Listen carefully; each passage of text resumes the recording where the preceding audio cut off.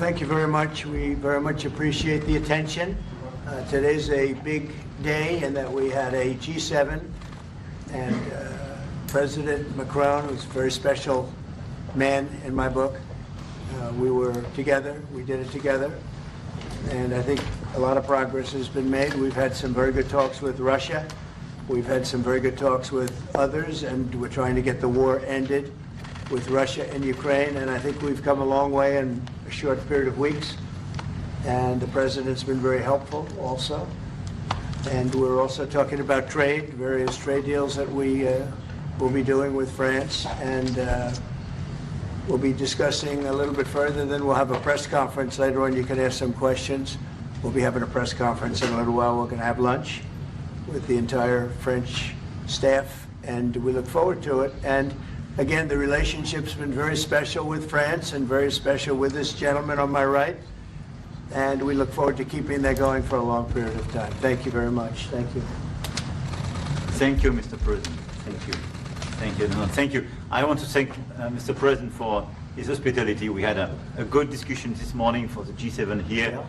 And for the third year of this war in Ukraine, and I think our common objective clearly is to build peace, and a solid and long-standing peace. And this is what we will discuss, obviously, because I have great respect for the bravery and the resistance of Ukrainian people. And we do share the objective of peace, but we are very aware of the necessity to have guarantees and solid peace in order to stabilize the situation. I'm here as a friend because through centuries we've been friends, and we are personal friends, as you mentioned it, because we work very well together. And I think the US and France always stands on the same side, the right side, I would say, of history. Mm-hmm. And this is exactly what's at stake today.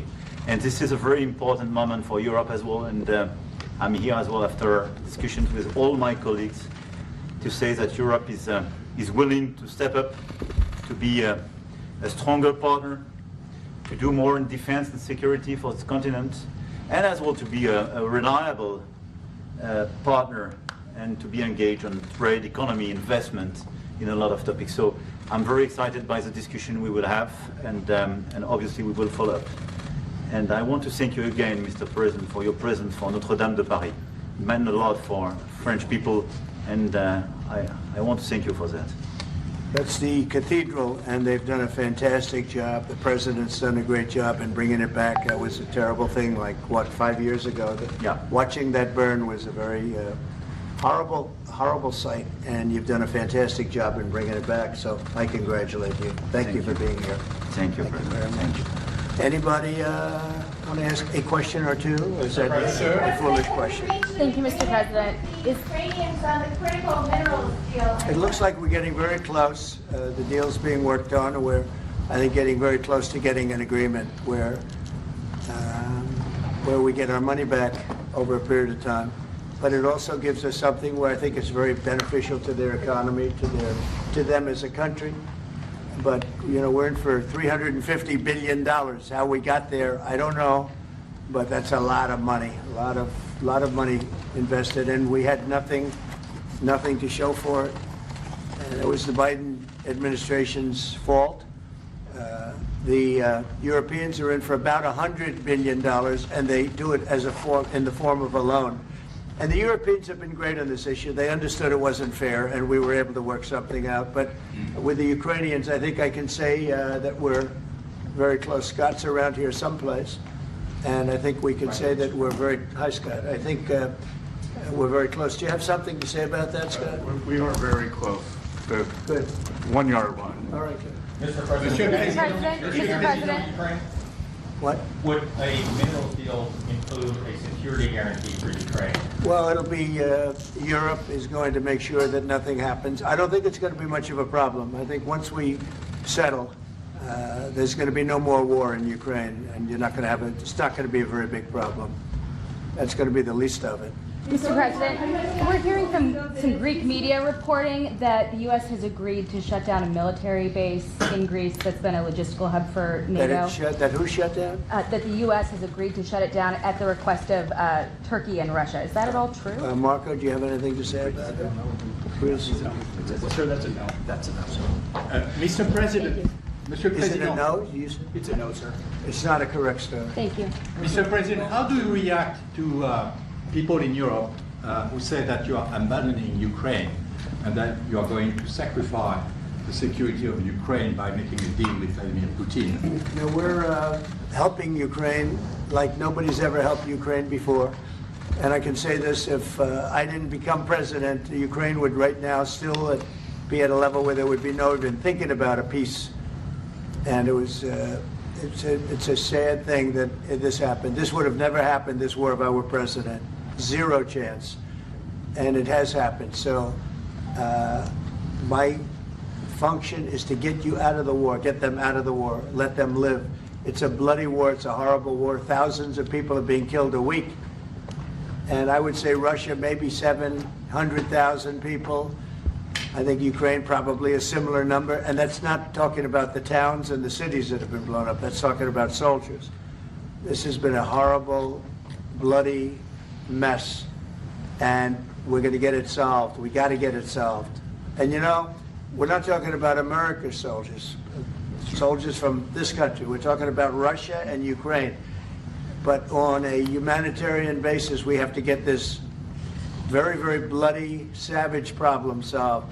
And I will say this also, it could lead to World War III if it's not solved. You know, there'll be a point at which it's not going to stop at those two countries. Already there's such involvement from other countries. And it could really lead to a very big war, World War III, and we're not going to let that happen either. Would you support the idea to send European troops in Ukraine to back the ceasefire? European troops may go into Ukraine as peacemakers. So when the agreement is done, they can watch that everything's followed properly. I don't think that's going to be a problem. And a lot of the European countries, I think, I don't want to speak for France, but I know that the president's talked about doing that also. I think that'll be a very good day when we can go in as peacekeepers as opposed to what's going on right now with everybody being killed. Will they have U.S. backing, those troops going into Ukraine? Will they have U.S. backing from U.S. troops? Well, we're going to have a backing of some kind, and obviously the European countries are going to be involved. And I don't think you're going to need much backing. I think that's not going to be a problem. Once an agreement is signed, Russia's going to get back to its business, and Ukraine and Europe are going to get back to their business. I don't think it's going to be a problem. Mr. President, Can you talk about will you Doge? meet with President Zelensky soon? What? Will you meet with President Zelensky soon? I will be meeting with President Zelensky. In fact, he may come in this week or next week to sign the agreement, and which would be nice. I'd love to meet him. Would meet at the Oval Office. So the agreement's being worked on now. They're very close to a final deal. It'll be a deal with rare earths and various other things, and he would like to come, as I understand it, here to sign it, and that would be great with me. I think they then have to get it approved by their council or whoever might approve it, but I'm sure that will happen. Monsieur le Président Macron, est-ce que vous pouvez commenter I'll ce qui a be été dit par meeting le with président? President Putin also, yes. I don't know when we speak. We're trying to get this thing worked out, but yeah, at some point I'll be meeting with President Putin too. Monsieur Macron, s'il vous plaît, est-ce que vous pouvez nous dire quelques mots en français? Mr. I President. can say a few words in French. Yes. No, le président l'a dit, je pense que c'est un moment important. C'est un moment important de la discussion. On veut bâtir la paix en Ukraine, et le bilan qui a été rappelé, une réalité, il y a d'1 million de morts et de blessés depuis le début de ce conflit et de cette guerre d'agression. Notre volonté, c'est que cette paix dure, parce que nous avons déjà eu un cessez-le-feu et une paix qui n'a pas été respectée. C'était les accords de Minsk, 1 puis 2. Et donc le corps de cette discussion, c'est de s'assurer d'abord qu'il y ait un cessez-le-feu, ensuite que les Ukrainiens soient impliqués. Et je pense que ce que vient de dire à l'instant le président Trump est très important, c'est-à-dire qu'il va rencontrer rapidement le président Zelensky pour signer cet accord sur les minerais critiques et les terres rares, et que c'est aussi un moyen d'avoir une implication américaine forte. Les Européens sont prêts à prendre leur charge sous des formes diverses de soutien à l'armée ukrainienne, de présence, y compris pour pour s'assurer que la paix soit durable.